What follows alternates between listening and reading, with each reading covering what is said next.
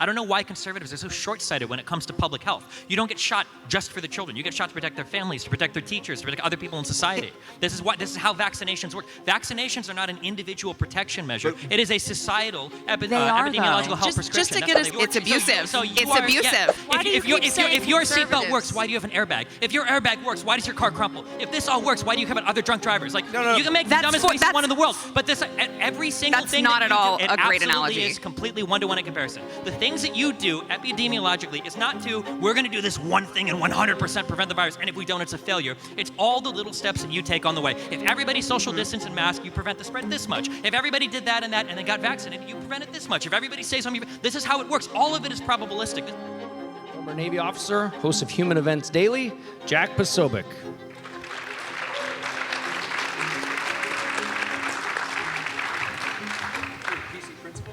Exactly. These are OGs. These aren't vipers. These are OGs. Please. These aren't vipers. My brother found them in my parents' closet. We've had them since the 90s. Welcome back to the stage, Stephen Bonnell.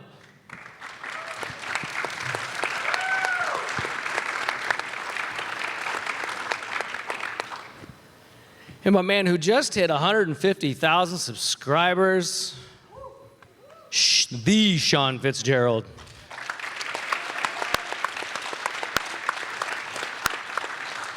And host of the news and why it matters from Blaze TV, Sara Gonzales.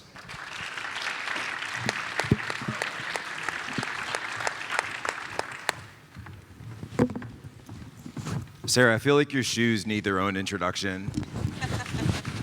I was hoping that NASA could see them from space when I was walking here. That was my goal. I think you're giving Nico a run for his money. You know, someone's got to do it, so.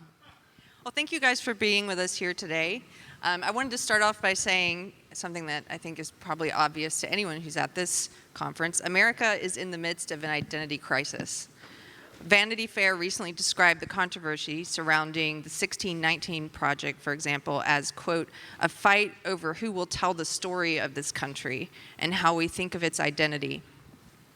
It seems as if we are to find any common ground, we might first start by seeing if we can even agree on what is our national story, what does it mean to be an American, what are our country's founding principles, and should they be seen as a source of unity or a source of division? Jack, if you'd like to start. Wow, okay.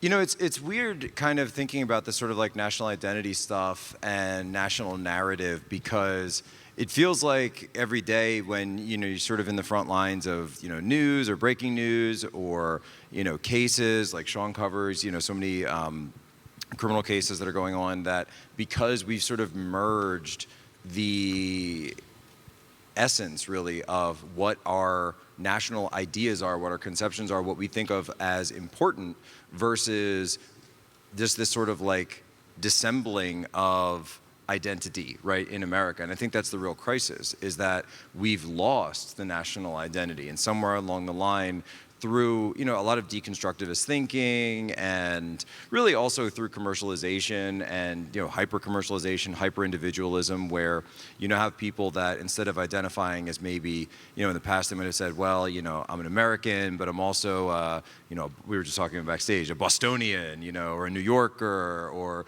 you know, I'm originally from the Philly area, so like you're an Eagles fan, right? You know, and it just is what it is. And of course I'm saying that in Dallas, and my dad said that's that brave. My dad, of course, said he would give me $20 if I said that while I was in Dallas, so Dad, you owe me. But, right, we had these sort of identities, or, you know, maybe a religious identity, you know, you're Catholic and all this, but somewhere along the line, we started adding identities, and we added more and more and more and more, and now it seems like those new identities, you know, oh, you know, what shows do you watch? Are you a Marvel fan? Are you a Disney fan? Are you this? Are you that? What political team are you on? Well, I'm this, I'm that. And so you then start to identify as this label that you put yourself on. And it used to be that some of those identities were at least rooted under the, you know, sort of like umbrella identity of being an American, being an American citizen, what that meant. But it somewhere along the line, probably since the 90s, I feel like it's actually changed, and we're taking the newer identities and sort of forgetting about the older stuff. Yeah, to double up on what he's saying, the phenomenon that you're referring to is actually called Neo-medievalism. And it was like first written about in a book, or I first heard about it in a book called The Modern Mercenary. And it was talking about the impact of this on the battlefield because we're relying more and more on contractors. And if you guys know your medieval history, like you would, as a member of society, you would swear allegiance to a lord, a king, and you would also have a faith. And it's like, what happens when your lord is in conflict with your king or in conflict with your faith? This would produce problems and contradictions that can rip societies apart. And we're seeing that not only overseas with our contractors, where we have people who are loyal to companies, their own nation state, their own faith, but we're also seeing that in the United States. Like all this like over-identifying and identifying with things that are in conflict with one another is bound to create these negative consequences. Because again, if you're identifying as something that is in conflict with like an American vision or in conflict with somebody else, or you have multiple contradicting identities, what happens when those conflicts are brought to the forefront? And I think that's what we're seeing in our society right now. If I could, I would also just like to add too, I think just as people, as humans, we are tribalistic, right? Like if we look at our ancestors, we were all tribal. And so we have to have this common purpose, this common sense of identity, this common goal. And I think I would agree that we've completely lost sight of what that goal is. And I just think even if you look at in society, even if you look at a smaller subset of people, you look at a family. What happens to a family, a husband and a wife and children who disagree on what their common principles are, who disagree on what their common goals are? Does that family stay together? Absolutely not. And so I think that when you're looking at, how America has really shifted, and we've got these new ideas now, which isn't a surprise because of the indoctrination that's happening in all of these institutions that are teaching our children, teaching these people who are exiting college. When you're looking at that, it's no surprise that we've lost our sense of identity, but certainly if you are on the train that America needs to come back together, which I recognize there are two thought processes here, and one of them is we just need a national divorce because we're too far gone, and one of them is we need to come back together, and this is how we're going to have to do it. But I would say if you are on the team of coming back together in America, there is absolutely no way we can do it with no sense of common purpose. I would say that all of us suffer from a really bad bout of recentism. I think it's easy to feel that we have, right now in this moment in history, an incredibly unique fracture in what we would consider an American identity.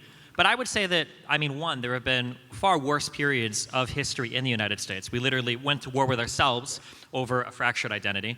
But even more importantly, I'd say even in the founding principles of this country, with the Federalist Papers trying to bring together the 13th colonies, we've always kind of had this idea of, yeah, we're Americans, but we're not all just Americans. You've got people that live in different areas. You've got a divide between religious people of different factions. You've got divides between city dwellers and urban dwellers. You've got Midwesterners. You've got NFL fans. There's all these different ways that we've historically always kind of divided us. We've had slaves. We've had not slaves. We've had, Irish and Italian immigrants. We've had so many different groups of come into the United States and ultimately, hopefully, merge together. Now, I think we kind of disagree on what it means to merge. We use the phrase melting pot.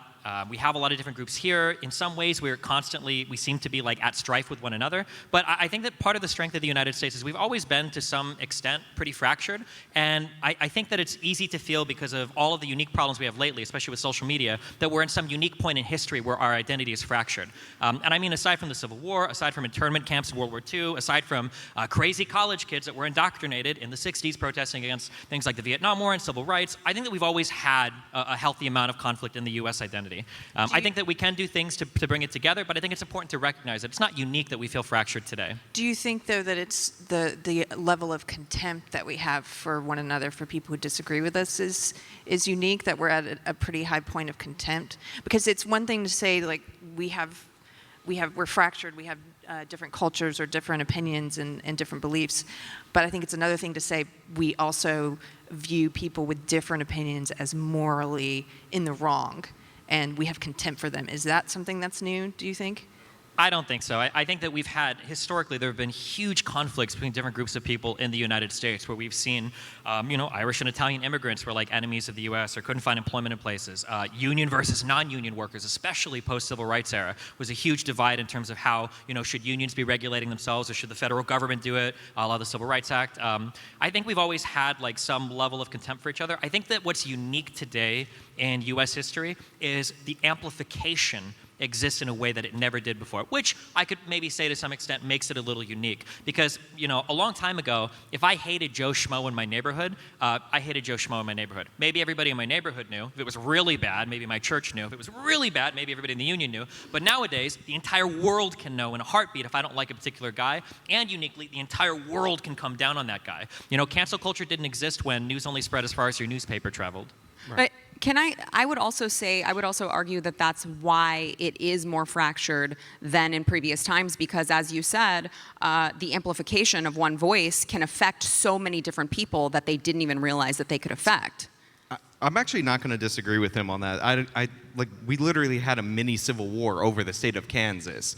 I think that we've had worse times, and a lot of this national divorce talk is doom and gloom. And I called it subversive nonsense on Twitter, and people got mad at me for it. But we've had divisions that are deep in this country that have led to conflict in this country. I think the thing that's different now is the way that we view the federal government. Right now, we believe that when you elect the president, it's that person's job to impose their will on the rest of the country. Before, we had more checks and balances, so you could have states that were kind of going in their own direction because you had specific roles for the federal government and specific roles for the states. So I don't think it's as bad as it's ever been. I think that is a little bit of catastrophizing for sure, but I think the way we view national politics is worse. I think also to piggyback on the back of that real quick too, I think that a lot of it becomes a numbers game with the amplification as well. Mm-hmm. Let's say, for instance, I could show you every single day a new story of a horrific black on white hate crime or white on black hate crime. If I could show you one story every single day, would that even necessarily be a bad thing? In a nation of 330 million people, you're never going to have zero problems. You're never going to have zero crime.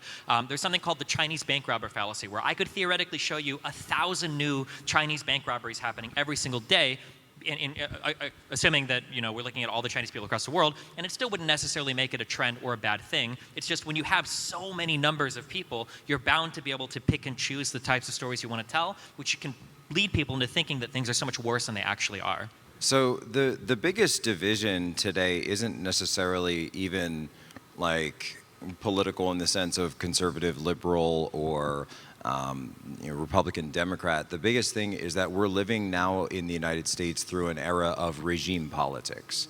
And there has been really since probably 2015, 2014, a level of populist sentiment on both the right and the left that has, and I think rightly, targeted this regime of, and it's tied to the federal government, it's tied to the president, it's also tied to Congress, it's tied to many, many institutions throughout the government, or that work in hand with the government. The rise of essentially this administrative state that, and it was goes back to Wilsonian doctrine.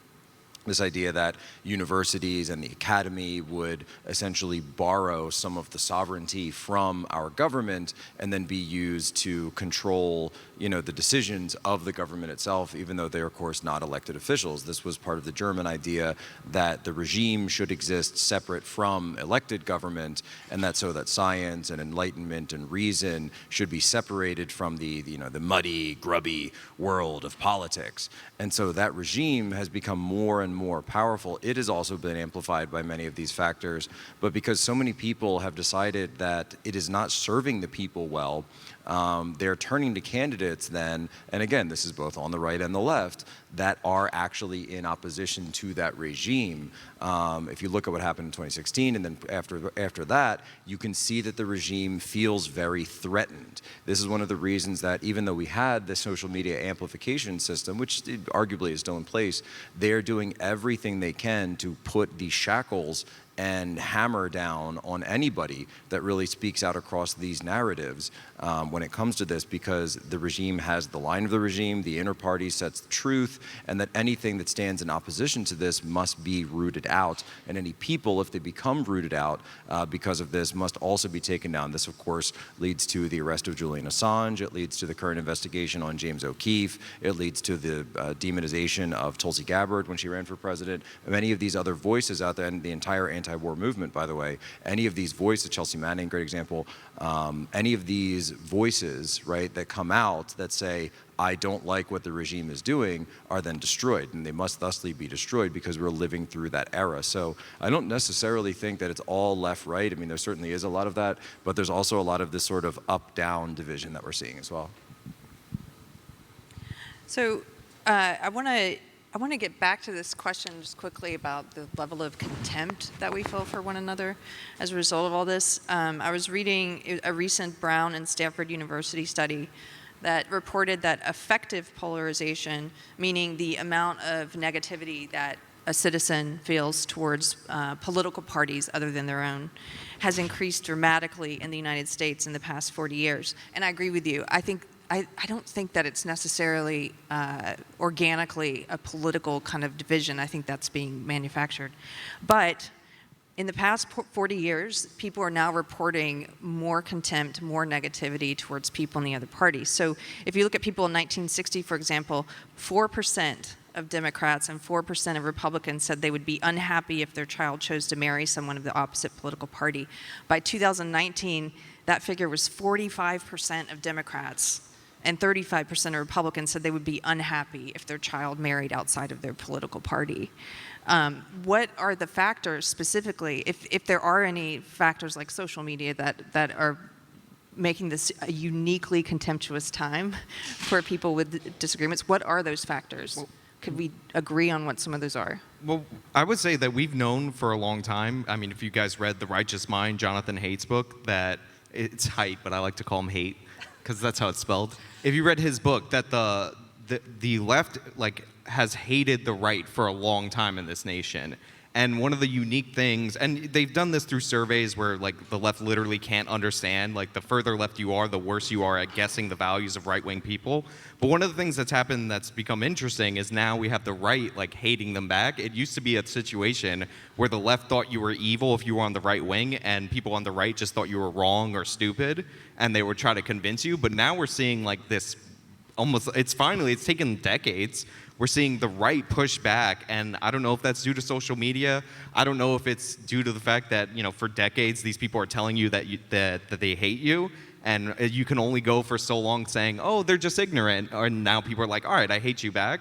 But I think the right's polarization, or their more vitriol for the left, that 35% number is, it's still lower, but I think that's relatively new. I think as well, a lot of this, to kind of use my theory of the regime on this is fomented, right? This is fomented on both sides to keep them pitted against each other, to really sort of occlude what is actually happening in this country right now. So you'll see many times we've seen federal agencies or agents of national security teams go in and then implant informants in things like Black Lives Matter or other left-wing groups. You're starting to see it now in this Boogaloo movement, which it seems like it was almost completely created by the federal government, as well as people that are more associated with these militia groups, these 3%ers, Oath Keepers, and various other groups that are associated with things that happened throughout 2020 and early 2021.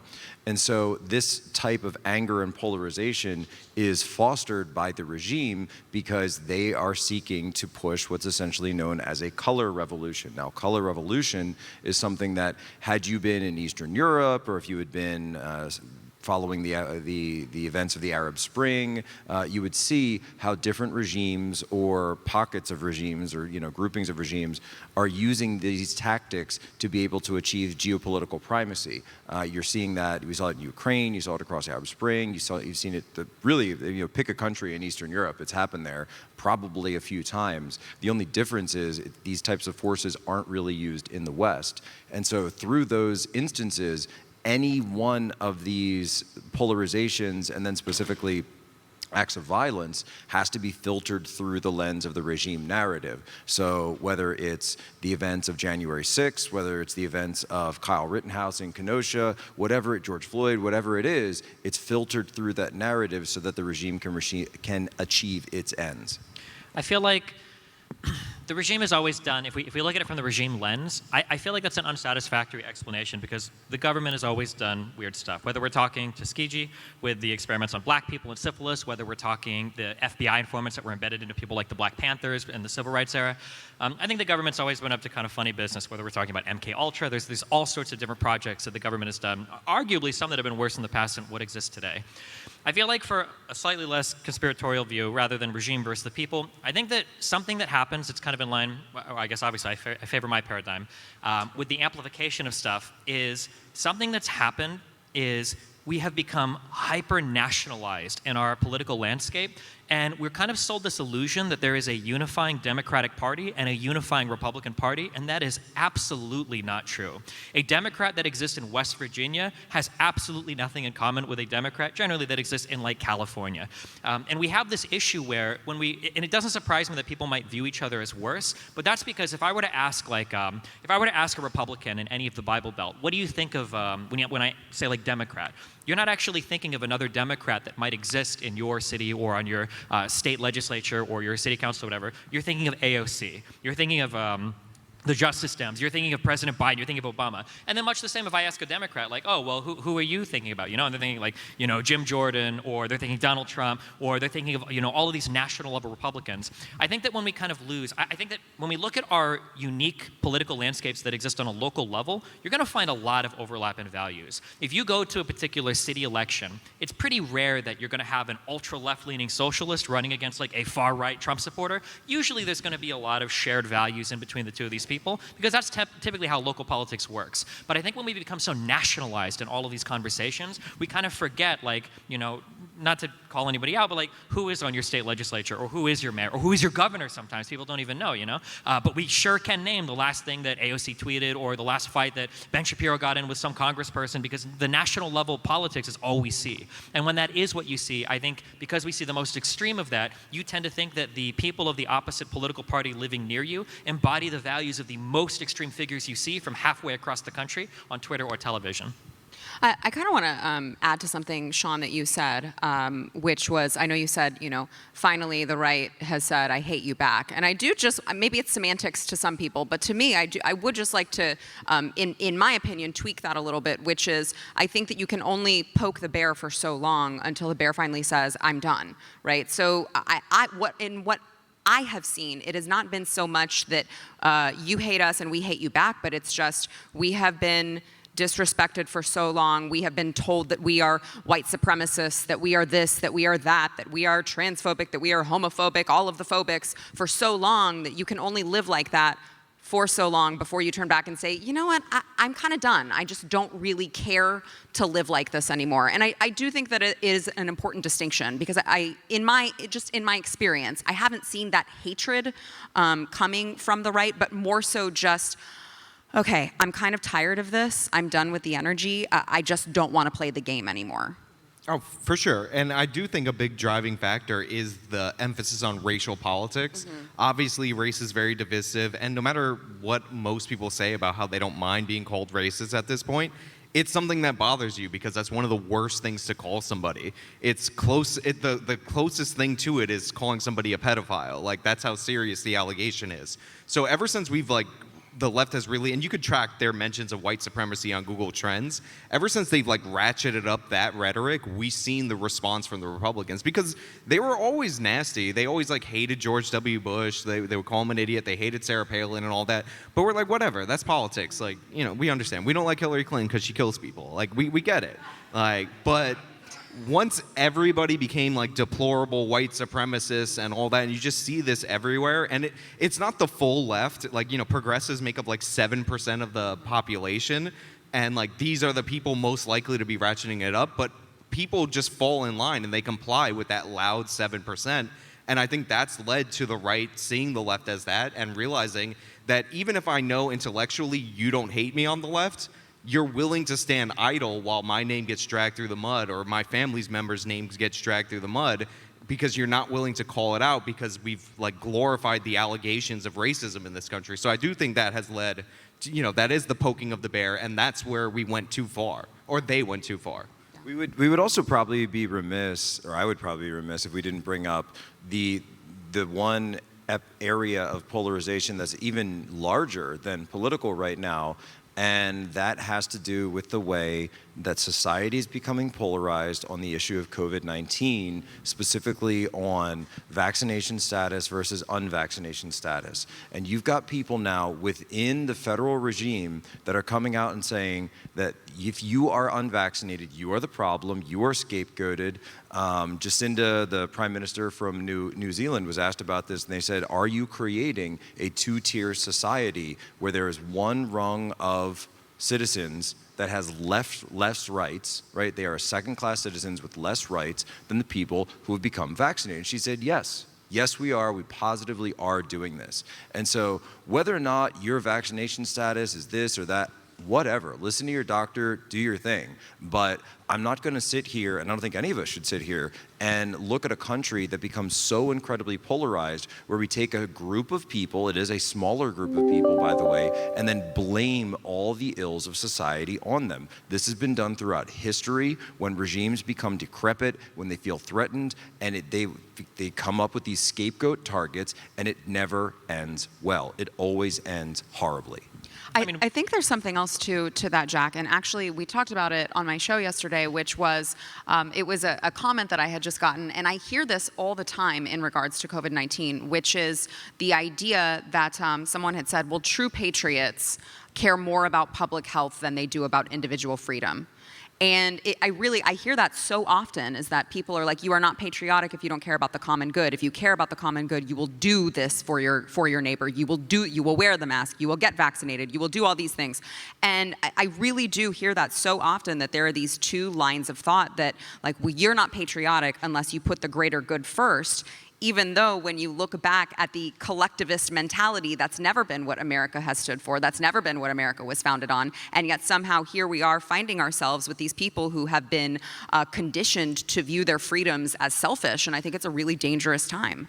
I think we've absolutely been collectivists in the past. We literally had a draft where we forced young men who were 18 years old to go overseas and fight to the death in wars. I would say that we had an office of censorship around World War II, where we were literally disallowing people casting baseball games to talk about the weather because we didn't want, foreign enemies to have any sort of information coming into the United States. I think that there's always been like a healthy balance between, these are our private liberties, but as we tell our children, with, more freedoms comes more responsibilities. You want to drive, that's fine. You can't drink and drive. If you want to, stay out late, that's fine, but you've got to call and check in. Like, it's always been historically, whether we're talking to our children or our fellow countrymen, that with additional freedoms is always necessarily going to come additional responsibilities, because you just can't have an anarchist society with everybody running around doing as they will and saying, we have freedom, because freedom is really only as good as the people around you ensure it is, Like, you can have an ultimately free society that, at the end of the day, you don't have the ability to do anything inside. So whether that's a pandemic and you're immunocompromised and now you can't go anywhere because nobody wants to do anything to, take care of themselves or take care of you to make sure that you don't get sick, or, whether that's, driving on the road and other people are drunk driving because we decide, well, they can drunk drive, but if they get in an accident, that's where we're going to punish them. I think that we always accept some level of limits on our freedom. If we want to say also that there's like a two-tier system being created between the vaccinated and the non-vaccinated, I mean, I guess we can say that, but that system was created a long time ago. We've had that for a long time. In order to go to public schools, and most That's private not schools true. is- That's completely not true. Wait, do you require vaccinations to attend most schools? Did they check a vaccination status when we got into this theater? When you went to a supermarket? When you went to? I would argue going to school is more everywhere. important than going to the theater or There are supermarket. most states have exemptions. This is Mott and Bailey, right? We're not talking about those vaccines. We're talking about this vaccine. And I'm just saying, if you to utter the phrase, we're creating a two-tier system between the vaccinated and the unvaccinated, that's already existing. There's a crucial distinction. It's actually happening. Absolutely. You cannot go to public schools and most private schools unless you are vaccinated, and you have to show a record of that. So I'd like to just correct, but on top of that, most states in this country offer a wide variety of exemptions for parents to fill out. I know because I do them. It's very easy. I go to my state's registrar, the Department of Health.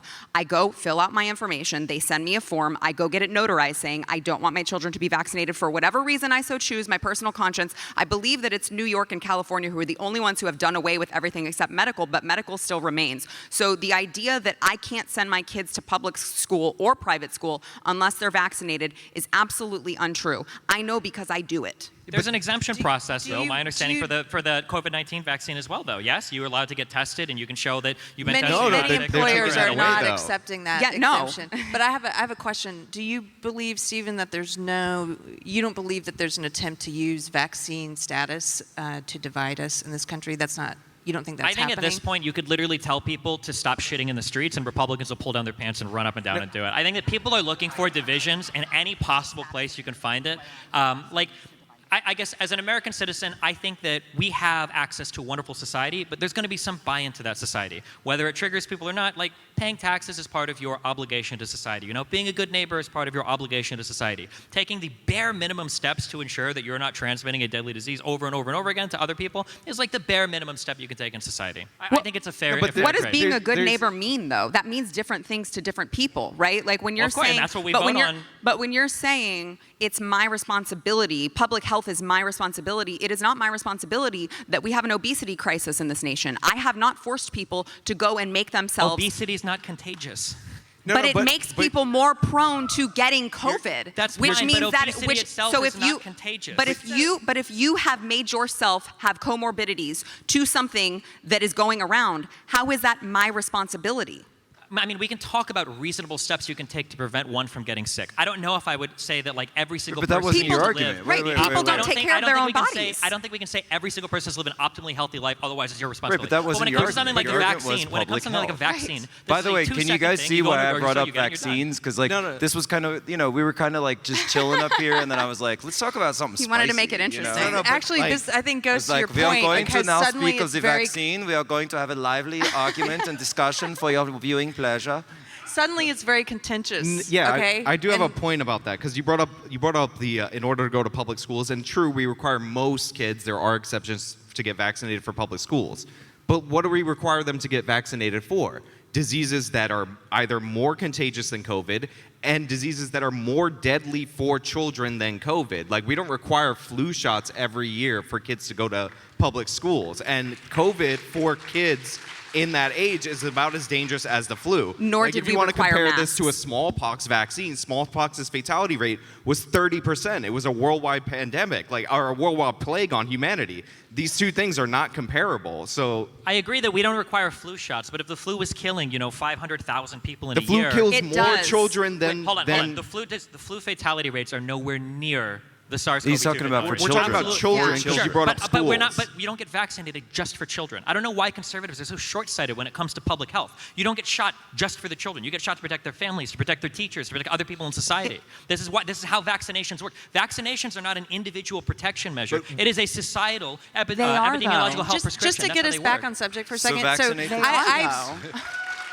I'm curious, because we all seem to be, at least I thought we were in agreement on several things until we got to this very divisive issue of Psych. vaccines.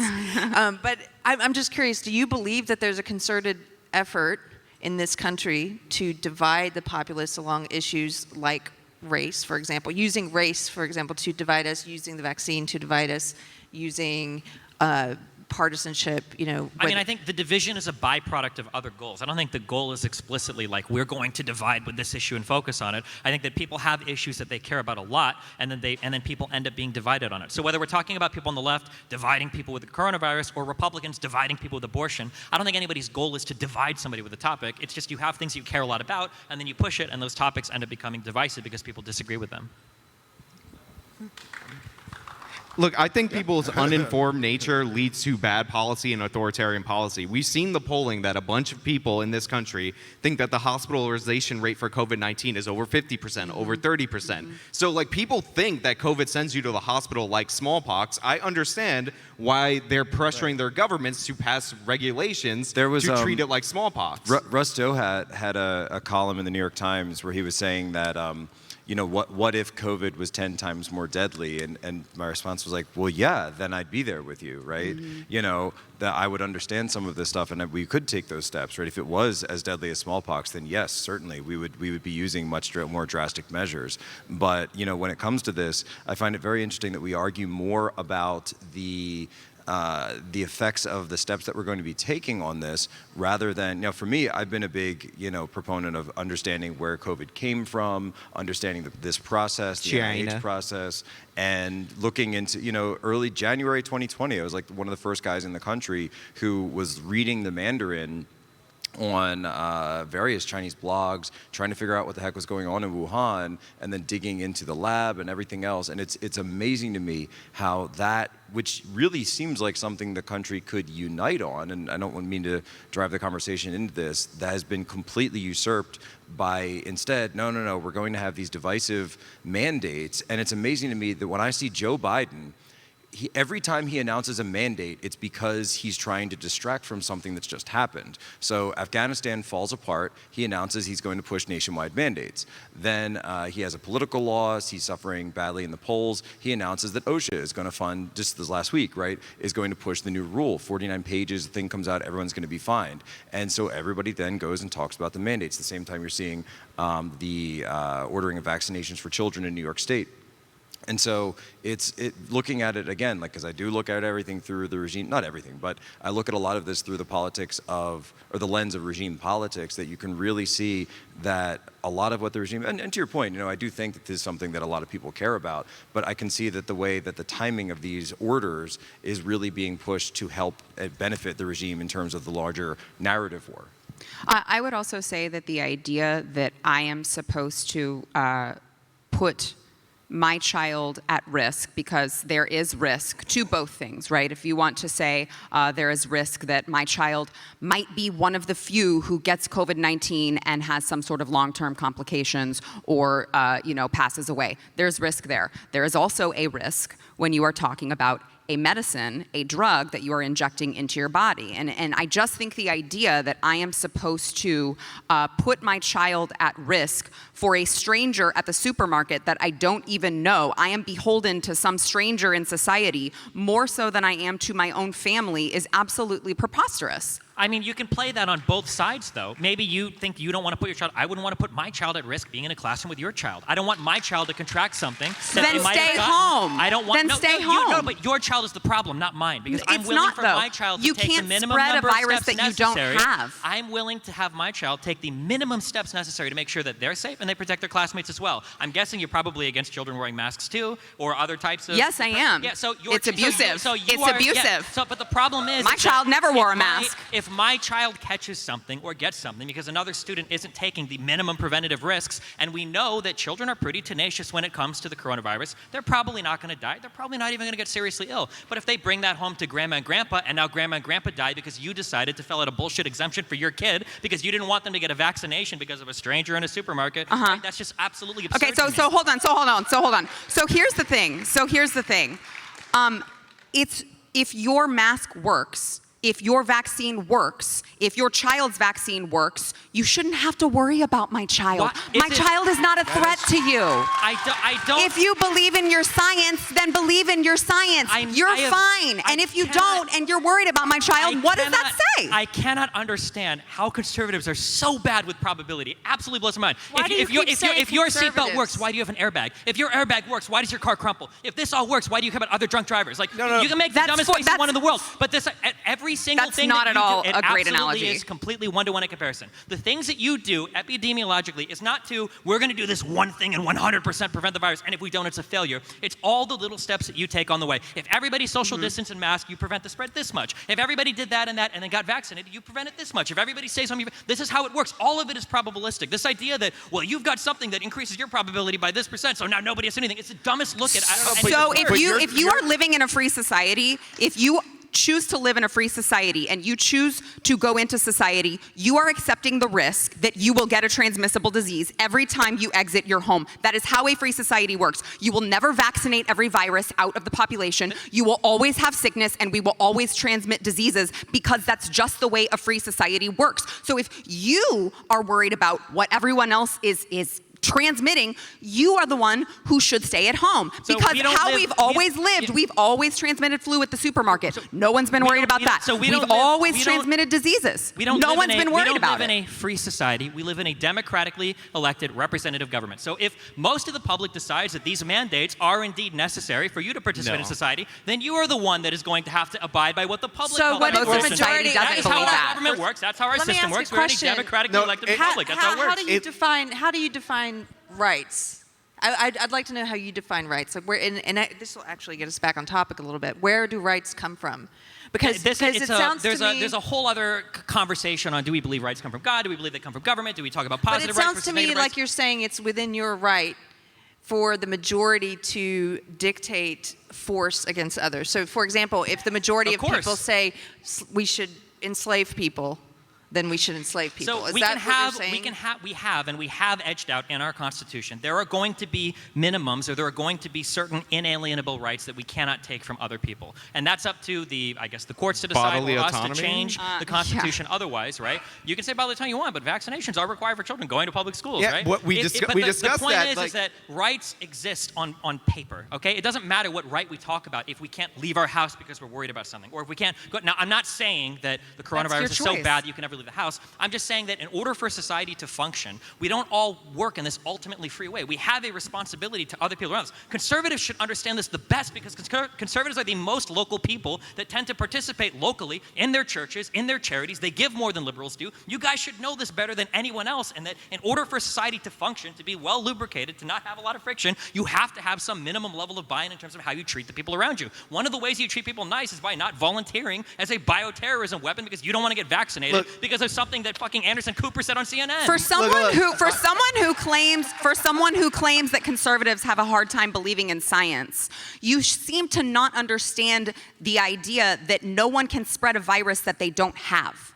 And also, my rights aren't. I'm not a bioterrorist weapon by going to the grocery store if I don't have a virus. Your Are you testing assumption every day to know? Wait, I don't even Your understand assumption that everyone else you come into contact with, if they are not vaccinated, must have COVID No, they is don't ridiculous. Must, but there's an increased probability. No, That's no, how no. it But works. like, my rights are not subject to your inability to assess risk properly. You're talking about people afraid to leave their homes because of the coronavirus. I literally You're talking said I about didn't children being afraid to go to school, or parents afraid for their children to go to school. The risk is near zero. Also, when Biden Bingo. was announcing the vaccine mandates and what he was proposing, he said breakthrough cases were 1 in 5,000. Breakthrough hospitalizations, again from the president, were 1 in 160,000. I think 1 in 160,000 is not enough to infringe on other people's rights. Jack said it earlier. If COVID was 10 times, 20 times more deadly and more deadly for children, we'd be having a different conversation. But we need to assess the You also risk. wouldn't have to simple. mandate it. The answer You wouldn't- to this is simple. You wouldn't have to You will mandate it. take- People would go get it.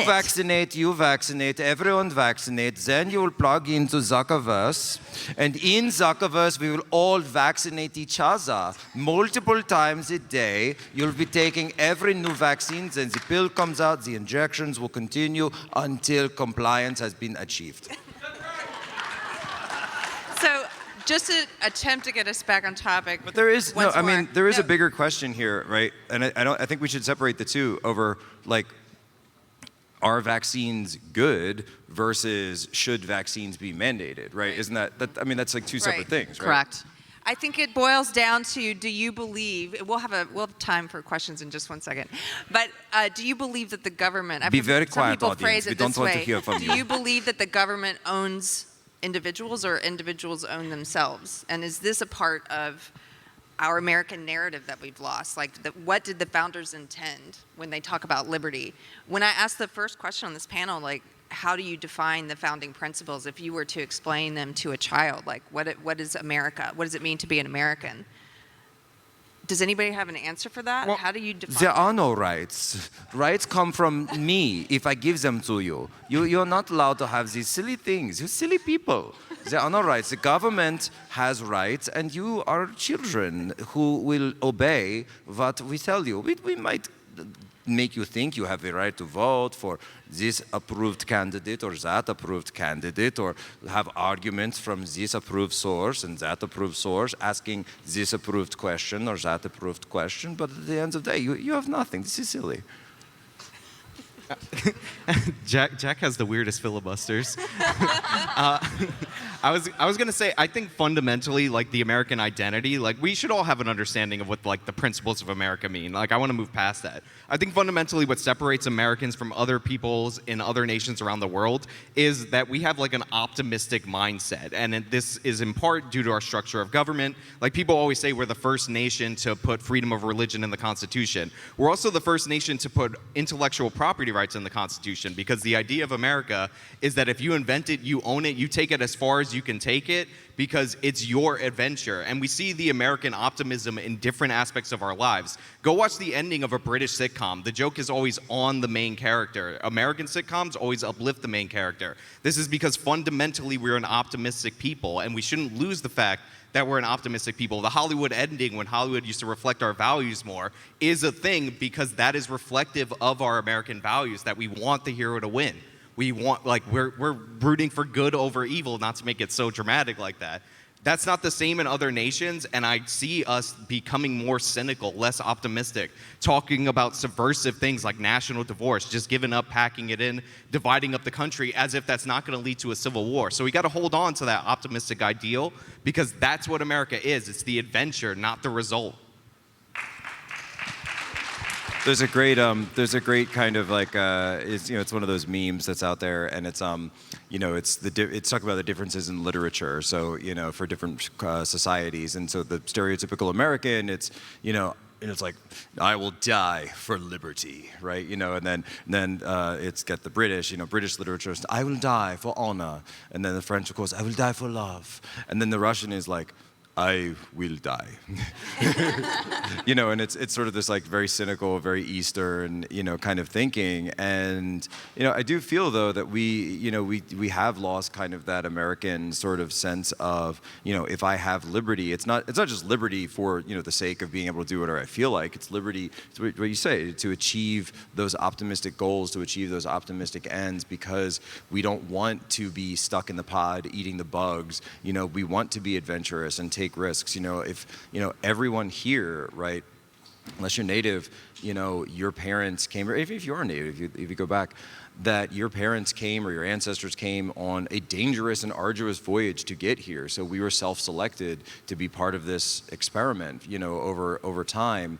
And I think we all do come from that stock. And so adventure seeking, we're in Texas, right? This is the home of the cowboy, right? What is the more American stereotypical archetype than the cowboy, riding out with, the 10-gallon hat and being on the range? This is the American figure. Now, like, I'm from Philadelphia, I'm not a cowboy, but that there is, a huge part of the American mythos that's tied up in that. And it's a figure that people strive to kind of emulate. And I think that we have lost, getting back to the original question, we have lost that as a country. We've totally lost that as a country. I will say, just as a quick note, that your go-to example for like American values was what came from Mexican cowboys. I think that's kind of funny. But regardless of that, I think that we talk a lot about liberty in terms of what are we guaranteed on paper? What can we do on paper? I wish that the conversation would move past that, because it is so unbelievably boring to hear about how much opportunity you have on paper if you don't actually have the opportunity in real life. Like it's when you can go to so many different countries across Europe and people have access to education, they have access to healthcare, they might have to wait in line for it, but they get it. When they have access to like actual opportunity, and then we brag, well, in the United States, you could go from selling crack to, being the CEO of a major company. I find those conversations wholly unsatisfying. I wish that we would talk more about how do we actually ensure that people have actual real access to opportunity, rather than jerking ourselves off about like, words on paper that don't mean much for a lot of the American public right now. We talk about how the public is like, in the United States, generally optimistic, and then, we try to use like British cynicism to say they want evil to win over good. I don't know if I agree with that. But if you want to look for optimism, look at like the millennial crowd that came up after one of the worst recessions in U.S. history. Or look at people right now that can't afford to move to another city to get a job. Or look at people that can't afford to go to college. Or look at people that feel like they have to live with their parents till they're 30 years old. I think that we have problems in this country that go past just the wording in the Constitution, and it seems like we're unwilling to come together to acknowledge that reality from the left and right and actually like work to fix those problems. I would say I think that we would acknowledge that there are problems that exist. I think that we would just disagree on the reason for the problem. Is I think the issue. I agree. I think When my kids get that old, I sure as hell don't want them living with me, right? Like, I understand the problem of millennials having to live with their parents, but why is that?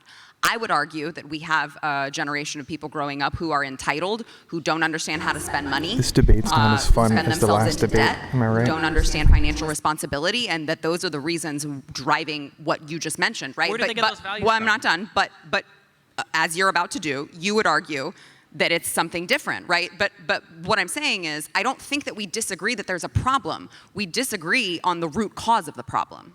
I just want to point out that one person clapped for there is no opportunity, and I found that hilarious. No, I think you're right though when you say that it's a knock on conservatives, and I think it's a good one. Like I give you credit for saying it.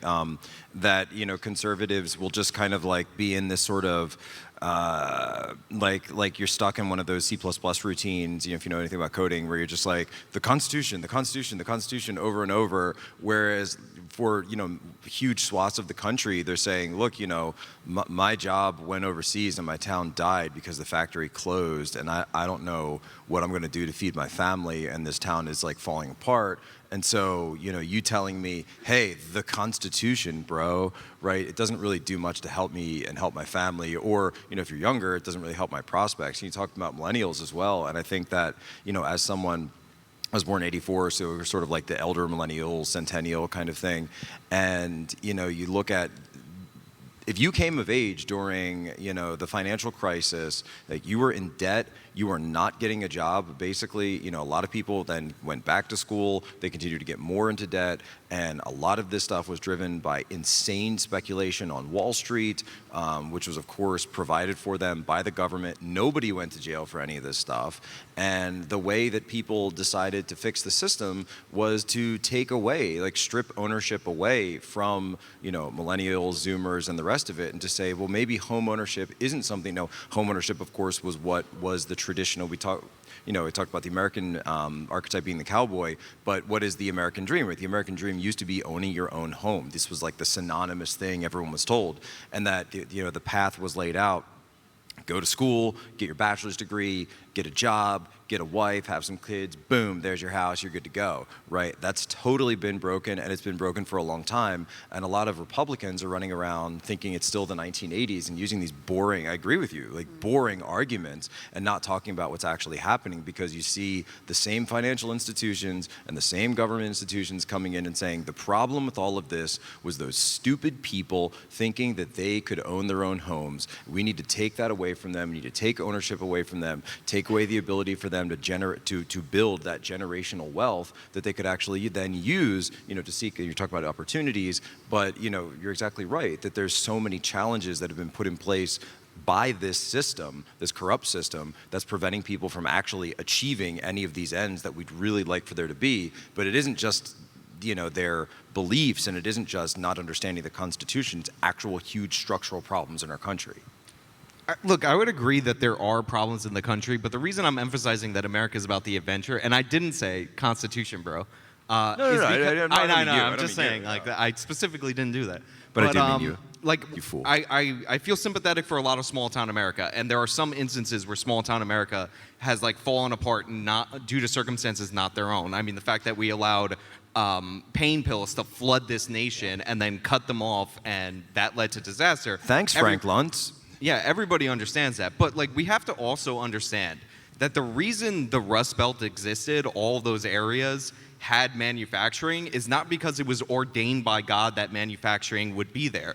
It's because they had access to waterways, and it was expensive as hell to transport anything in this country or anywhere by ground transportation. If you were to ship a product from Pittsburgh to New York, which is only 300 miles over ground, you would send it on rivers down to the Mississippi, out of the port of New Orleans, up the East Coast, into New York's port. So what happened in the 70s was not like a giant conspiracy. It was that somebody invented two things. One, we ground transportation got less expensive. There was containerization, so you could ship stuff over large portions of the country. And two, we invented air conditioning, which is awesome. The reason we're all here in Texas is because of air conditioning. You know what else was allowed to come to Texas because of air conditioning? Manufacturing.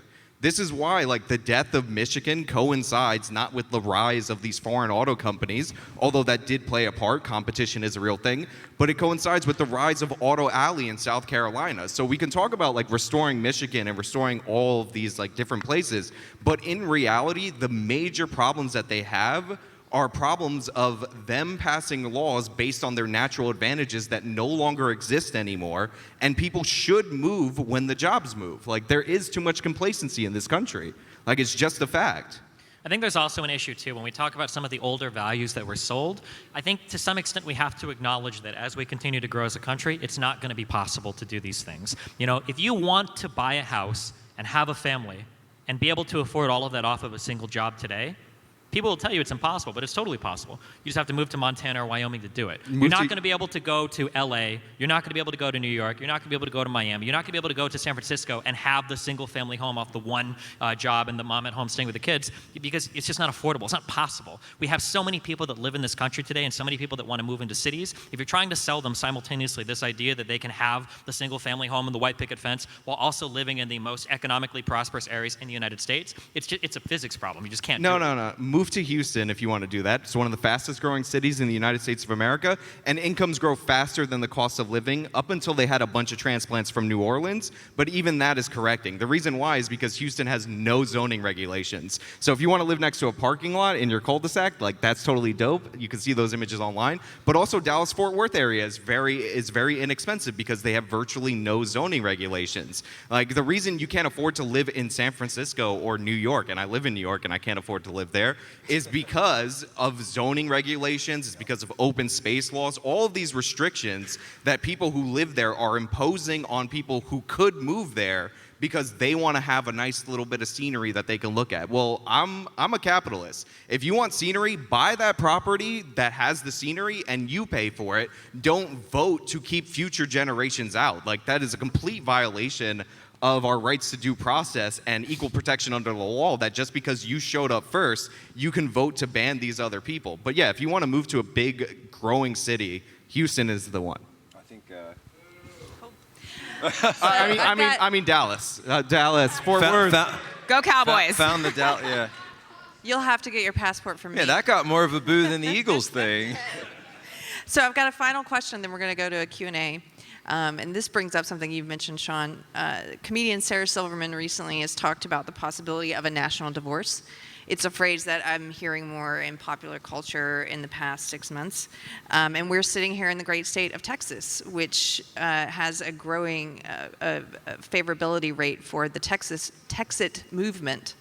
My question is, do you think we're at a place where the political and cultural divide is so great that it would be better to have an amicable parting of ways? And make your case to me either way, because my mind is not yet made up. Listen, there's no such thing as an amicable parting of ways. That's live action role playing. Stop doing it. And if you think there is, please draw me the map of how we divide up the Mississippi River, because international trade still requires water-based transportation. So show me your map of the United States where the coasts are given to the left and the interior has to use the network of rivers to go to the Mississippi to get out of the port of New Orleans, that's going to make sense and not lead to a civil war. It's nonsense, it's subversive, and I'm not in for it. Yeah, I have two really quick takes on the national divorce thing. Number one is that we're probably not going to get a national divorce. We'll have more like a national separation. Like, we're still living under the same roof for the sake of the normies, but we're sleeping in separate bedrooms. We're dating other people. It's just but we got to stay together for the sake of the normies, so we don't go down that road. But then number two is that I find it very interesting, just from sociological perspective, that every single person I see who's totally for a national divorce, I'm definitely not one of them, but they're all Gen Xers. And it's like, divorce is the answer for everything for Gen X, right? Just get divorced, man. Just walk, bro. Just get out of there. And it's like, it's such a Gen X thing. And so what's interesting is that, as that sort of cusp, centennial generation, it's sort of like, we have we're not quite as, we still have like youthful hope in the sort of elder millennial area, but we also but we don't get the cynicism and the jadedness of Gen X. I think if I were to imagine that you said amicable. If I were to imagine that it could be amicable, which I agree with Sean, I don't think that it could be when you're like really looking at the details and the logistics of it. There are days where I wake up and I say, I'm really tired of being hated. I'm really tired of being told I'm a bioterrorist threat. I'm really tired of my children being told that they're a bioterrorist threat. I'd really love to live with my own people, and I would love that. But I think when you look at the logistics of it, I'm just not sure that it's possible. I will say when you mentioned Texit, I did see my friend Chad Prather. I know he's coming up later. I would just like to say he is running for governor. And if you want to know about Texit, you should ask him more about that. But I don't know how possible it is, but I will admit in my weaker moments, there are days where I'm like, I'm just kind of done being hated. I would much prefer rejoining with the people who believe in the foundational principles of this country. I think it's LARPing cringe. I think most people up here seem it's LARPing, live action roleplay. You're like pretend it's not gonna happen. Logistically, it doesn't make any sense. I haven't seen people talking about it seriously, but I'd be curious what those maps look like too, because I feel like people miss that one of the big divides in this country, it's really not so much red states and blue states, although those exist, but it's like blue cities and red rural areas. And I think that when that's your largest divide, I don't even know how you'd go about cutting up the map to figure out like who would be in which area and how you. I don't know, it seems completely impossible. We also have quite a division between like people who can defend themselves and people who can't. So people who can defend themselves, and we've seen this historically throughout cultures, will tend to think freely because they don't they're not seeking consensus. So if they're saying something, it's, am I saying this because it is true, versus if you're someone who can't defend yourself, you're thinking, can I say this because it will be accepted by the collective? And if you want to wrestle more local control, I know you have to go to questions, then put that energy into repealing the 17th Amendment. Most of the problems in our country that we're all concerned about like power drifting to the federal government, are due to the fact that we directly elect our senators and they're federal entities. There's a reason all these court nominees were confirmed by the state's representative senates, because the state legislatures used to send the senators. It's because the courts are meant to adjudicate disputes between the states and the federal government. So you have the president, an agent of the federal government, appoint and confirmed by the senators who are agents of the states. We don't have that, and we wonder why power keeps trickling up to the federal government. We removed a major check and balance in our federal government, and we pretend like, I wonder why things are going that way. I mean, that's really what I mean by national separation. Empower the states. National separation, it also used to be called federalism, which is something we had in this country. We're going to go to Q&A, but I'm going to ask one quick question. You have 10 seconds, Stephen. What is the what is the unifying narrative for this country if we are going to stay together? I have no idea. I don't think there is a unified narrative for the United States. Let's start with questions. Well, on behalf of all the Gen Xers, I am not jaded. Very excited to be here. I have a Built Bar wrapper. I wanted to give it to you, Sarah, but I ate it. Sorry about that. Just to get back to the most contentious thing, because I really see it in Dallas, and I'm from California, dividing us is how can you, Sarah, and Steve, is it Steve? Be together, live together, commune together when you do not want to get the vax and will not get the vax, and your children won't, and they won't wear the masks, and you seriously believe that it's a major health issue and that you're a bioterrorist. How do you get that to work? Yeah, I mean, I'm sure Stephen would have a different answer than I would, but I would argue that that's just how we've been living in society this whole time, and it should work no differently than we've been living in society this entire time. We all make different choices for our own bodies. We all can make those choices. We all have the ability to make those choices, and I'm not going to judge someone for getting the vaccine. I don't think anyone should judge me for not getting the vaccine, because again, we live in a society where risk of transmitting disease is literally always going to be 100%. We are always going to transmit diseases. I'm willing to understand that and accept the risks. If someone else isn't willing to understand that and accept the risks, there's only so much I can do. So I'm happy to live with people who do or don't or whatever. In fact, I don't care to know their medical status. And I think that that's the problem, is that you have one side of the aisle who says, I actually don't really care about your medical privacy. I believe that that should stay private. And then there is one side of the aisle who, again, thinks that I am a bioterrorist threat. So I hope he has a great answer for how we can come together, because I would love to hear it. So I am absolutely judgmental, very much so, people that I disagree with. However, in the United States, you have two options, basically. So we live in a democracy. I've said this over and over again. I'll continue to say it. It's a I can push constitutional for the republic. things that I believe in, and I can hope that those policies are popular enough to get elected. If the ones that I agree with don't get enacted, I have two options. I either abide by it, and you do it, and there are policies that I disagree with, and you abide by it, and that's how it goes. Or you take your child out, or you remove yourself from whatever situation it is that you don't agree with. If I think that the way that speed limits are done in a way that I don't agree with, then stop driving. Or if you think that the way, if I felt very strongly about vaccine mandates for children and they weren't mandated, then you take your child out of school and you do homeschooling, right? Well, would you agree, though, that if we had, like what Sean and I are saying, that if we had more empowered states and that it wasn't a federal thing, that, if there were a state law that said that, and, go with the moving, that, hey, I want to live in a state where my policies are more accepted versus coming to a place like Texas or, wherever, like Texas versus California kind of question. Would you agree with that? Yeah, I mean, states have a right. I mean, it has to be decided on a legal battle. I don't know where the rights of the states end and the federal governments begin when it comes to matters of public health or whatnot. But I mean, that's something that the courts fight about. But yeah, I mean, some states have different laws for different things, and obviously you respect the different laws of the different states depending on where you live. Yeah. I believe the precedent that's often cited for why the vaccine mandates are constitutional is a state vaccine It is, mandate. yeah. It is. It is. Yeah. The central principle is consent of the governed. That's the most important phrase. Consent of the governed, that's the most important phrase in the Declaration of Independence. That's the basis of the Constitution. It requires accountability, which nobody out here, whether you're left or right, is actually seeing in our government. And with accountability, you get credibility, which also is what's lacking with regard to our government.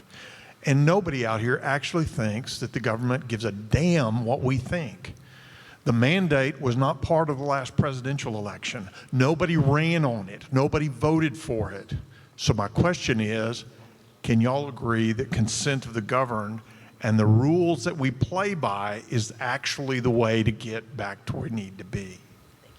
Yeah, I mean, I would say you absolutely do consent. Every single decree of the United States government is not voted on by direct democracy. We vote for people that represent us, and then we hope that they enact whatever agenda that we agree with. If we don't, then you go and you vote them out next legislative session. But the idea that just because the president is enacting something or something comes from Congress that we don't directly vote on, it's not the will of the people, I think that betrays a misunderstanding of how our federal government is supposed to work. Yeah, I would actually agree. I would agree with that to a certain extent. The idea that if something is not in a campaign or in a platform, therefore you didn't consent to it. It's like, no, we do have a representative republic. So you send representatives for a period of time. They don't have to tell you literally everything they do. They should, but you have the opportunity to punish them at the ballot box. However, we have a system where supposedly, allegedly, theoretically, the legislature makes laws, and the president shouldn't be able to look at an OSHA regulation that has to do with people wearing hard hats and say that that applies to a national vaccine mandate. So You stupid people. So we You don't think you have rights again. You have none. You have nothing. We'll mandate everything for you from now on. This is how it goes. By the way, just to add to Sean's point, these are, and it's not just the OSHA regulation, right? It's also the CDC being used as another arm to enforce the eviction moratorium. I mean, we're seeing these departments being abused, and admittedly, the Biden administration already said, yeah, this really isn't legal. We really shouldn't be doing this, but we're going to do it anyway. So, I mean, I would agree with you, Sean. I think, like, if we were to get back to the actual system that we were supposed to have with checks and balances and the legislature working as it's supposed to, then I think that would be way better than the system we have now, which is clearly an abuse of power. I mean, we say abuse, but it's a conservative court right now. If you think that it's being abused, you challenge it legislatively. If the Supreme Court upholds it, then maybe these federal institutions had more power than we knew originally. Or maybe we should vote in Congress to remove some of the powers that are delegated to them. There's a great deal of deference given to executive agencies when it comes to how they want to implement or enact their particular laws. Maybe that could be scaled back on, but I don't like the idea of saying that like it's illegally used or it's not really legal. It's like, I mean, if you don't like it, you have a Supreme Court that is conservative, you can challenge it. Right. Unfortunately, a Supreme Court case doesn't go there overnight, right? Like it takes time. Right. It takes time. I mean, I don't disagree with you, but there's not always an immediate fix. A lot of the lefties, when they were against the wars, would talk about how the war wasn't declared and the president shouldn't just be able to do this, that, and the other. I agree with that in principle. Like, you can't transfer your duties to another branch of the government. That's not how checks and balances work. And the Supreme Court did shut down the eviction moratorium twice. Once they were like, you know what, we'll give Biden a little break. So it was a soft shutdown, and then he took advantage of that to expand it again. And he knew he had no authority, admitted it, he did it anyway. All right. This question is for Destiny, Stephen, whichever you prefer. Do you believe that people on the right, including some of the people on this panel, actually believe that the left is goading them into extremism? Or do you think that they're intentionally lying to gaslight moderates and the left? One of the hugest problems, what? Yeah, true, you are, am I right? I think it is absolutely fucking horrible how crazy everybody is on different sides of the political aisle. I will, unless I have a really good reason to believe so, I will never think that somebody is acting in some malicious or horrible manner. Like, I think that you probably genuinely do believe that you're doing what's best for your family and your children. I would hope so. I know I am. And I would assume the same of any conservative. I think that people on the left and people on the right all too often get into these mindsets where they're very quick to demonize or frame how other people are acting in the very worst of ways. But I mean, like, that's just the nature, unfortunately, of the political landscape. You see this, Sean? You cannot simply run around calling everyone a pedophile. Yeah, my question is actually for actual justice warrior. Earlier, you were making a point about the left not understanding the right, and you cited a study from Dr. Jonathan Haidt about that. I was curious why you didn't mention the fact that that study actually said that everybody over-exaggerates the differences between everybody. It's just that mostly left people have larger discrepancies between those things. So if you were aware of that difference, the actual conclusion of the study, why didn't you say it? And if you don't know that, then why are you citing studies that you haven't read? Okay. All right. So what he's talking about is there's Jonathan Haidt's research. They have people fill out surveys about their values as themselves and as other people, right?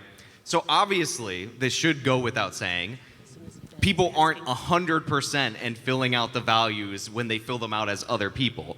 But the overall conclusion, and this is in his book and it's in his research, is that the further left you are, the worse you are at identifying moderate or right-wing positions. So yeah, obviously they're not going to be 100% perfect, and being right-wing or being a centrist does not appear to give you a disadvantage in taking the place of somebody else. So that's why I didn't mention the thing that wasn't that relevant or interesting or compelling.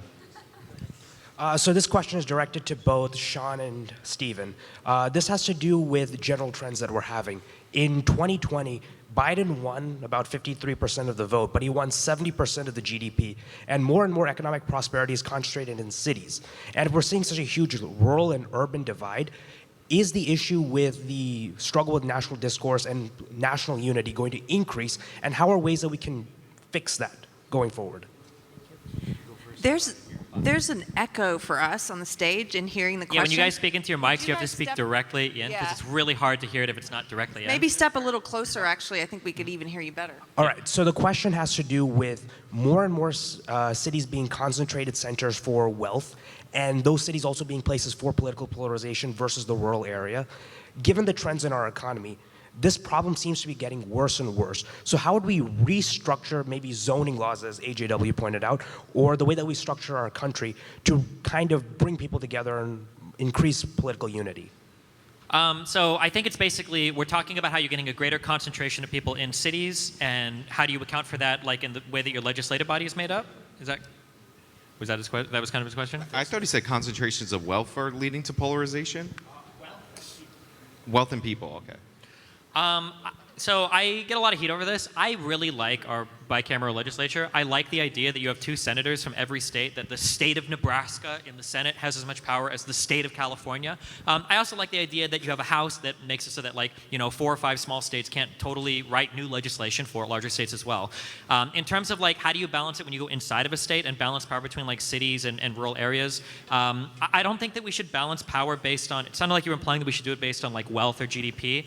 I think that there's a lot of people that can offer a lot to the United States that don't just come down to the economic productive power because they happen to work in tech or finance or something else. So yeah, I don't know if I would restructure things based on those questions. We can always have arguments over how you draw districts or how that goes, but I think that largely speaking, I think that the American system with the way our government is set up right now actually works pretty well. But I think the problem is right now what it's expressing is how polarized the country is, which means the government is pretty ineffective at getting anything done, unfortunately. And like you mentioned the zoning law specifically, one of the things that like restrictive zoning laws does is it makes it like basically not profitable to build any middle class housing. Like you can have a rich person in a luxury apartment and you're like, oh, you make way more money catering to them. But in reality, if you built a ton of apartments for like low to middle income people, you would probably make more money and you wouldn't be subject to the whims of that small group of people deciding that they want to leave for greener pastures. So the reason I don't need to get rid of every zoning regulation. I understand people want some control over their neighborhood and they don't want to look like some of the most ridiculous images of Houston, which by the way, look those up, they're hilarious. But like we can't let like people in California is one of the worst at this, like vote against people who want to move into their areas to ban every single project from ever being able to be built. Like it's a violation, in my opinion, of their rights because you're giving the current residents rights over people who are in the country and should have equal protection, and it just makes it impossible to afford to live in these places. I think one of the other issues is the reason that you see a lot of concentration of wealth in the cities is something called the Cantillon effect, and it's just it's very long, but you could summarize it by saying those closest to the money printer are the ones who benefit the most of it, as opposed to those furthest away who are impacted by higher inflation and the bullwhip effect of rising costs across the world.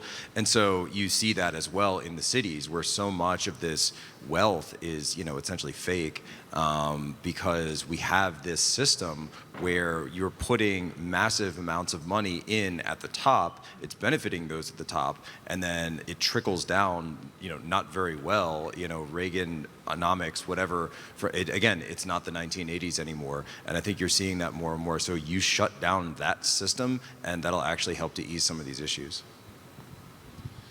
Alrighty, so Jack, you've kind of touched on this a couple times already, but I'd like to hear an expansion. Can you put the mic up, Yeah, almost uncomfortably up, like eat it? All right, is this better?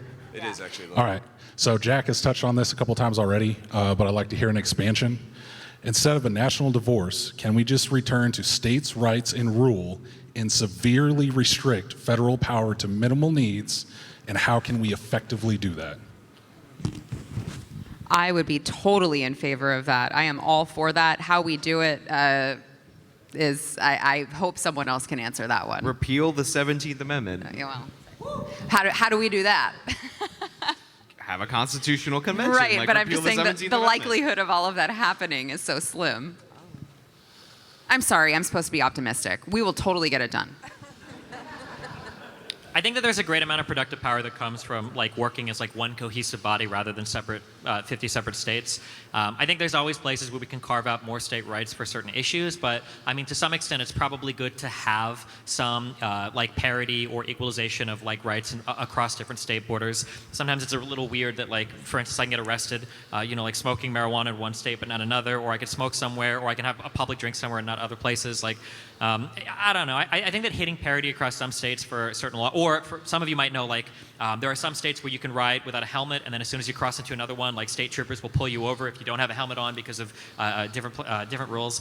I think it's okay to have a high degree of mirroring of the laws between the states. Maybe we just carve out more individual state rights for things that we feel are important in the future. Regarding democracy, is it okay if 90% of the population votes to, slaughter the other 10%? I mean, that's democracy, isn't it? I mean, how do you answer, when the German democracy invaded Poland and massacred 6 million Jews? I mean, democracy has no credibility anymore.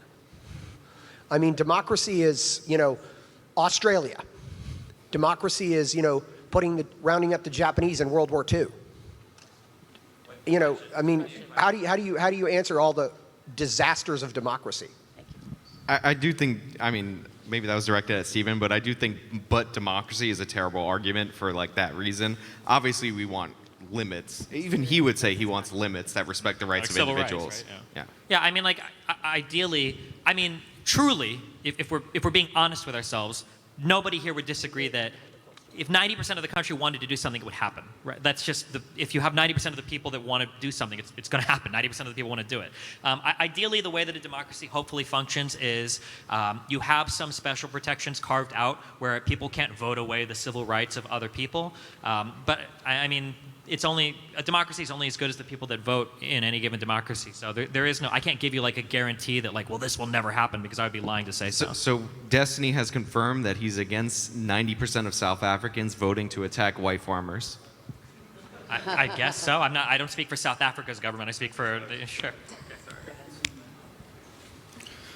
All right, this question's for everyone, and it kind of has to do with a lot of issues, underlying seem to be with data, personal data, health data, DNA data, speech data, whether it's online, in public data. So do we need a new Bill of Rights for our digital data, for our digital footprint that we put out there in public and on the internet? Absolutely not. This is hilarious. Your data is our data. You've given it yourself freely. You've given it to Zuckerberg, to Bezos, to everyone. Your data is now ours. There's no rule for this. You will not be given any control of your own data, your own power, your own life. You'll own nothing. You'll be happy. You'll be in Zuckerverse. You'll be given your injections on a bi-daily basis. Your data will be controlled, and your life will be planned out. It'll be very nice for you. We had surprise panelists on this one.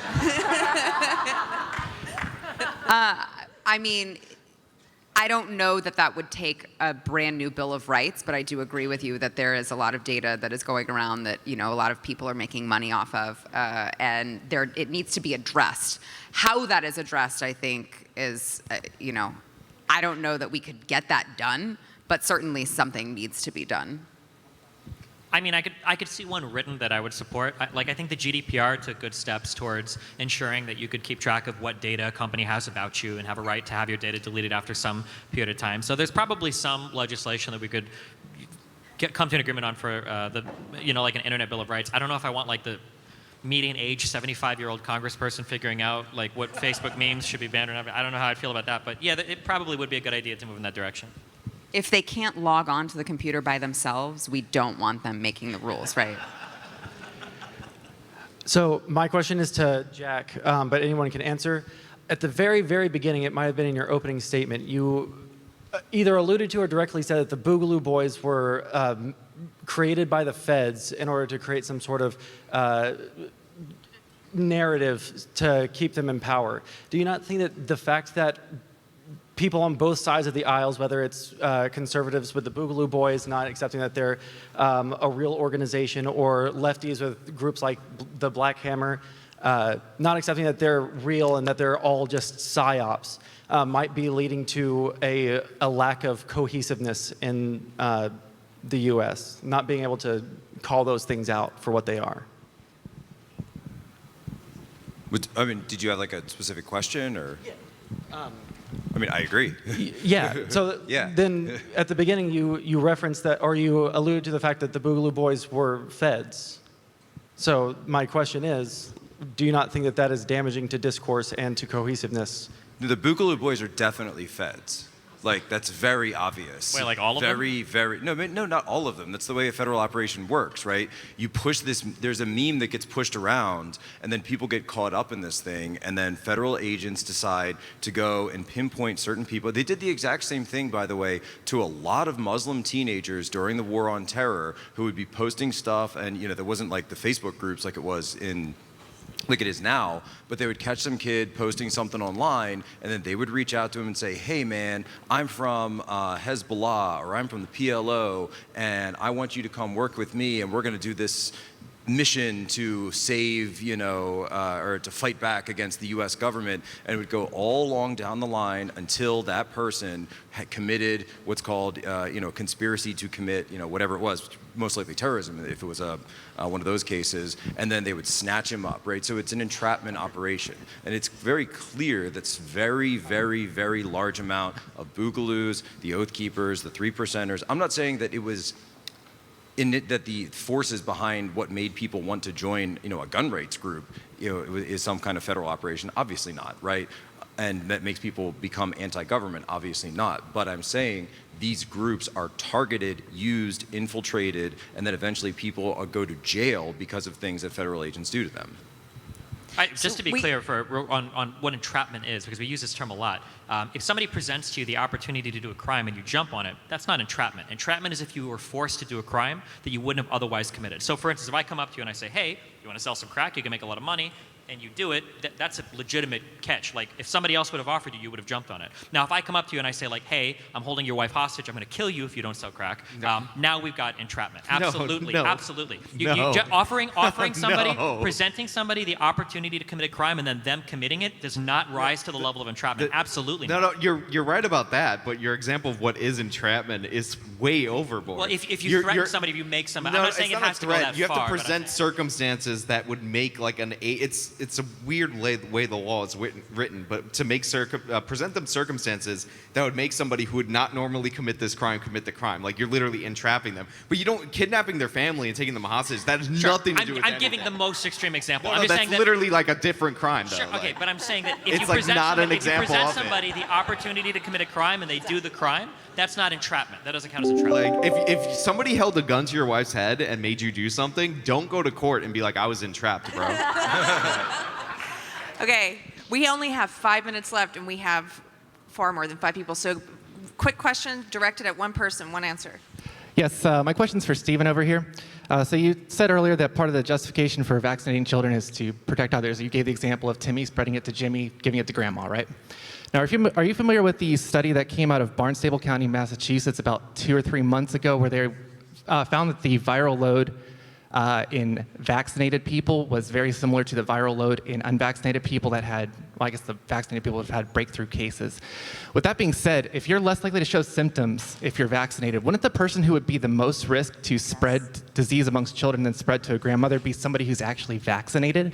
So I know there's been a study. I know there's at least Yes. one that came out that said that I think at the peak time of symptoms, viral load for vaccinated people, I think was similar to unvaccinated people. I don't remember if that was a preprint or if this is like published, peer-reviewed and everything. But even if that was the case, to figure out who's more likely to transmit, at the end of the day, we still have to gather the data on that and publish the research. Just because there might be a mechanism by which we can guess there might be more transmission, for instance, being asymptomatic, doesn't necessarily mean we can say there was more transmission, because there might be other confounding factors that make it so that's not the case. So for instance, if a vaccinated person has a high viral load but is less likely to get infected in the first place, that might be a confound that would reduce the likelihood of transmission, even if they might do it asymptomatically without being aware of it. So doesn't that sound like a bunch of stuff we should probably figure out before we push national mandates? Yes. I guess, Steve, what I would say is, I mean, this is what the CDC studies. You can go and read the site. You can read the study if you want to look it up. This is off the CDC's I agree, website. but, like, highest also- vaccinated, highest cases in the highest vaccinated places. You work for Israel. Pfizer now. Right. Yep. I mean, Next question. I just want to know. Based on Pfizer pilled.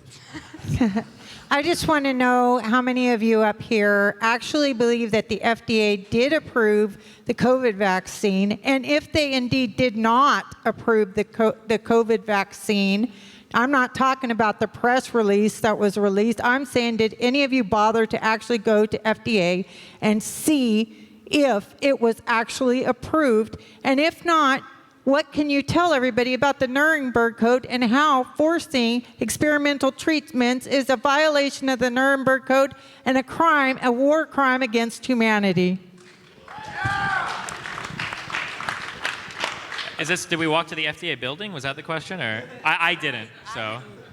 Did you go online and actually look at FDA and see the FDA document and what was actually approved? Are you referring to the fact that it was approved for a later date? Or I think the only vaccine that's approved right now, I think it's called the. COVID-19 vaccine Yeah. approved. So I believe it was the Pfizer. The only one that's gotten past the EUA, I believe, is the Pfizer. I think it's called Community or something. Like the actual name of the Pfizer one is the one that's been approved, I believe, so far. It's only done overseas, not in America. What's only done overseas? The one that's being. But the FDA doesn't approve drugs for overseas. For Europe, it'd be the EMA that approves the drug. The FDA has approved Pfizer's version of the vaccine. We have to move on to a next question. Next question, yeah. The FDA sucks. I was kind of hoping that I was going to have a little bit more time, but this will go out to any righty that wants to take it on stage, all right? So, I can't hear anything. Say again? Speak up. Speak Okay. up. Do you want to try it without the mic? Yeah, let's try it without. Can you say it without the mic? As loud as you Okay. Or not?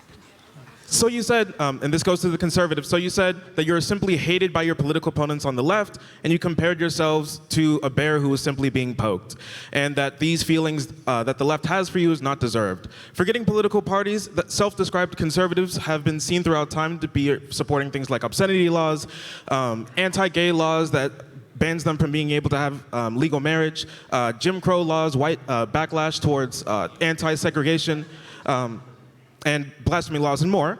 Do you really feel like none of these feelings that the left has for the right are deserved at all? Yeah, but see, you're doing the exact same thing that you just said you were against, right? You're taking things from throughout history that none of us up here that I recall have said that we espouse, and just applying it with a broad brush to a group of people that you don't like. You're doing the exact same thing.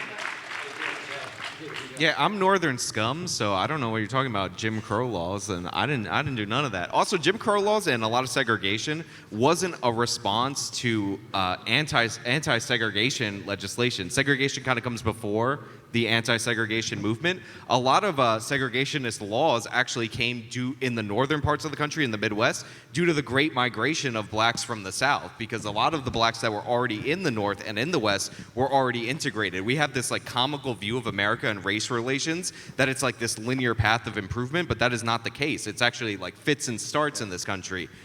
And that's like not only true for black people, but it's true for like Jewish acceptance in the country, for Asians, etc.